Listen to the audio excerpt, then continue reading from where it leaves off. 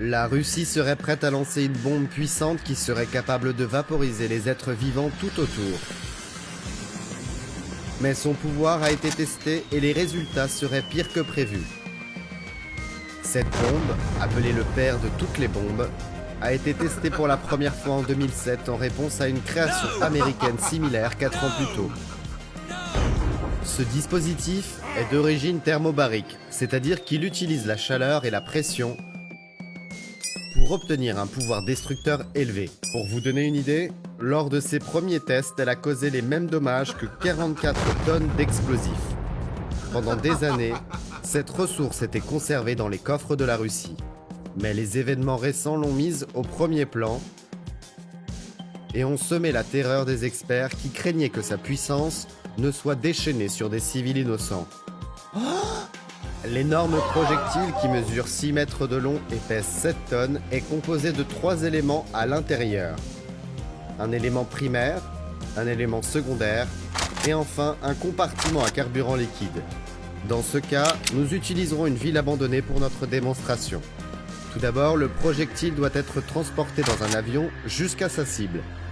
Une fois au-dessus de la cible, le père sera lâché avec un parachute. Un élément clé pour le succès de l'opération. Sa première explosion se produira avant qu'il n'atteigne le sol.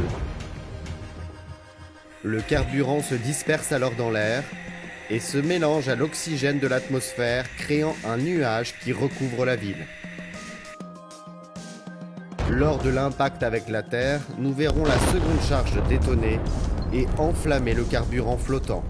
Cette réaction va consommer l'oxygène et provoquer une puissante explosion qui atteindra 3000 degrés Celsius et une vague d'explosion se déplaçant à 3 km par seconde. Les dégâts toucheront 300 mètres alentour, y compris à ceux qui s'abritent sous terre. Dans les premiers mètres, toute trace de bâtiment ou d'être vivant sera effacée. Ils seront vaporisés par les hautes températures.